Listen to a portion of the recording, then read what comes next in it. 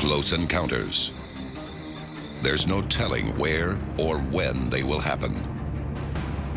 But of all the possible scenarios, none is more terrifying than the one we're unaware of until it's too late. Home is where we are supposed to feel most secure, but it's also where we are most vulnerable, as sleep provides the perfect opportunity for aliens to strike. A typical alien abduction usually occurs at night. The victim is sound asleep in their bed. Each year, hundreds report alien intruders. How do they enter our homes undetected? And what do they want? Join us as dreams turn into nightmares when reports of bedroom invaders are unsealed. A global effort has begun. Secret files hidden from the public for decades, detailing every UFO account, are now available to the public. We are about to uncover the truth behind these classified documents. Find out what the government doesn't want you to know. Unsealed. Alien Files. Exposing the biggest secret on planet Earth. Ulster County, upstate New York, December 26th, 1985. Author Whitley Strieber is spending the holidays in his forest cabin with family and friends. At approximately 8:30 p.m., Strieber activates the cabin's alarm system and retires for the evening. In the middle of the night, he is awakened by a strange sound. Rising to investigate, Strieber is shocked to see an alien enter the room. At that moment, he loses consciousness. The next thing Strieber remembers is waking in the woods, not far from the cabin. He has no recollection of what has transpired since rising from his bed to face the alien. Haunted by the incident, Strieber undergoes regressive hypnosis to recover the memories of those lost hours. The results are shocking. Strieber recalls floating up and out of his bedroom into a UFO hovering somewhere above the cabin. On board, he was subjected to a series of torturous medical procedures. One saw a long needle inserted into his brain. In the end, Strieber's therapist attributes his alien abduction memories to a form of epilepsy known to induce vivid and often bizarre hallucinations. But the author utterly rejects the theory. He is convinced that everything he saw and experienced was real.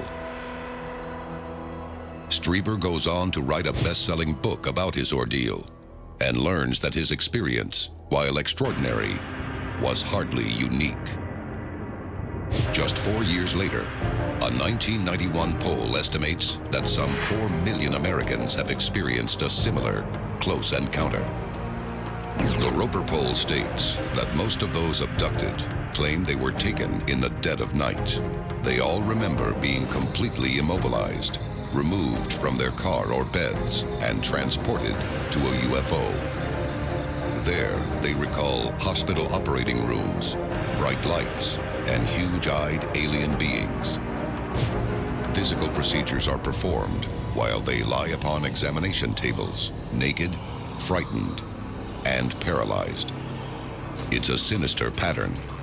But why do aliens target the bedroom? Is it merely a means of taking victims by surprise? Or does the secret lie in the state of sleep itself? Humans are pretty vulnerable when they sleep. Your eyes are shut and you're not paying attention to what or who is around you.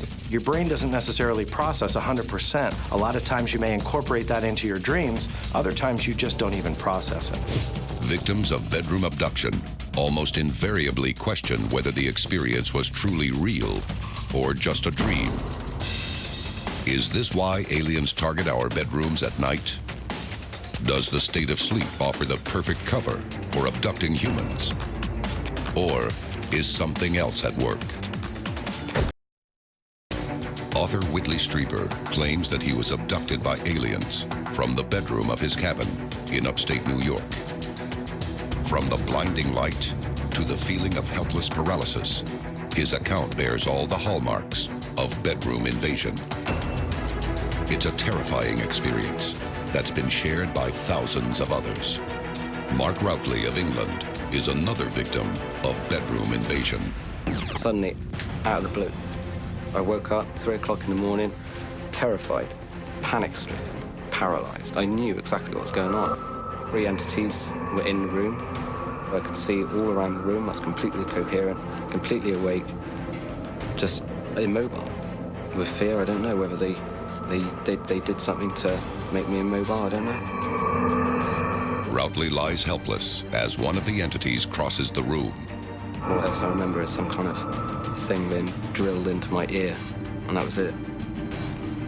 I was awake. It was 8 o'clock in the morning, that was it. That amount of missing time. It's a disturbingly familiar scenario. A vulnerable victim, paralysis, intense pain, and hours, often days, of missing time. But despite the seriousness of these claims, the scientific community refuses to investigate them. They instead attribute the bedroom invasion phenomenon to sleep paralysis, a temporary physical condition that can occur when entering or emerging from sleep. The victim suddenly discovers they are unable to move. The state often induces a feeling of helplessness that can quickly escalate into sheer terror.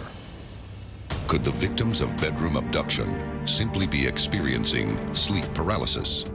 Are the thousands of reports of alien intruders the fevered visions of terrified minds? If so, how can sleep paralysis account for the striking similarities among thousands of abduction reports? The common element to virtually all bedroom invasions is the blinding light that precedes the alien's arrival. But what is its purpose? Is it a means of gaining access to the victim's bedroom? Or is it a means of paralyzing the victim?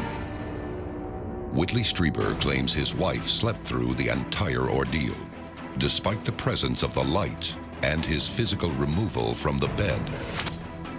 How did she not wake up? When people report their abduction experiences, they can say that it happened at night, and oftentimes there'll be someone lying next to them who doesn't remember anything. It could be that these ETs have a way of really isolating who they want and really just freezing or suppressing anyone that they don't want to be involved in this particular experience. Does the light simultaneously render some unconscious while removing others to a nearby UFO?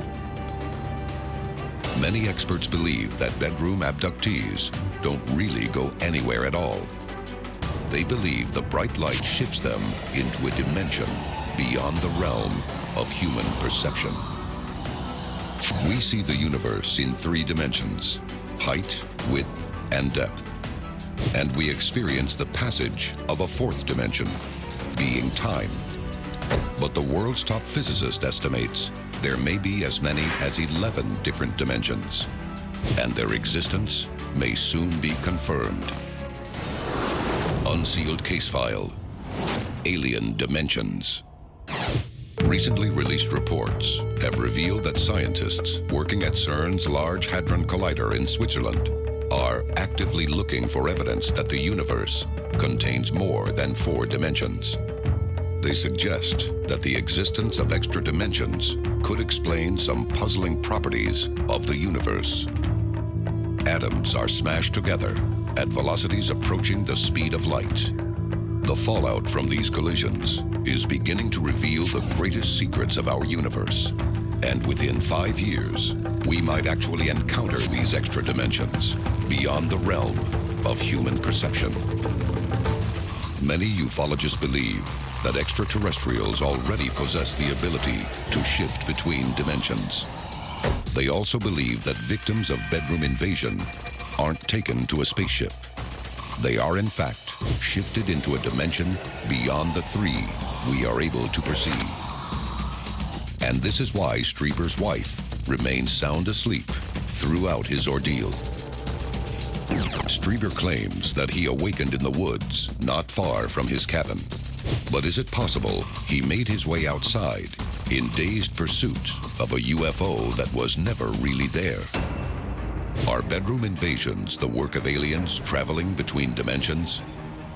Are what the UFO victims claim to see really just illusions?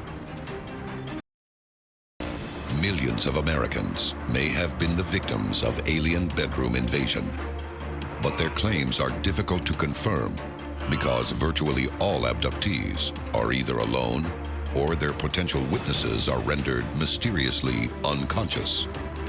Some experts believe the victims aren't taken to a UFO at all, but rather shifted into a different dimension. One account, however, offers compelling evidence to the contrary and may reveal a previously unknown human element behind the bedroom invasion phenomenon. Unsealed case file. The Linda Corteil abduction. New York City, November 30th, 1989. Around 3:15 a.m., two security officers transporting a foreign dignitary spot a large glowing object hovering near a high-rise apartment building. They quickly realize it is a UFO, making a bold appearance above the New York skyline. Shocking as it is, nothing can prepare them for what they see next. The UFO blasts a beam of blue light at the building's 12th floor. Figures emerge floating through the beam up to the waiting craft. The last is a young woman. The two officers don't realize it at the time, but they are witnessing a textbook bedroom invasion in progress. The woman in question later identifies herself as Linda Corteil. She later claims that there were in fact 5 aliens in her apartment that night, and that 2 remained behind while she was taken to the waiting craft. On board, she was subjected to invasive medical procedures similar to those reported by other abductees. The 2 security officers report the incident anonymously to noted ufologist Bud Hopkins, but they aren't the only witnesses. Reportedly, traffic came to a standstill on the Brooklyn Bridge as people watched in disbelief. The sheer number of eyewitness accounts threatens to break the story worldwide. Hopkins calls the Corteil case the most important case for establishing the objective reality of UFO abductions that I have yet encountered. The presence of aliens on Earth is on the verge of being accepted by the general public. It's a potentially historic moment that will draw fire from the biggest UFO skeptic of his time. Journalist Philip J. Klass was a controversial figure in the world of UFO investigation. From the early 1960s to his death in 2005, he investigated hundreds of UFO claims, earning him the nickname the Sherlock Holmes of ufology. A lifelong skeptic, Klass worked tirelessly to debunk UFO claims.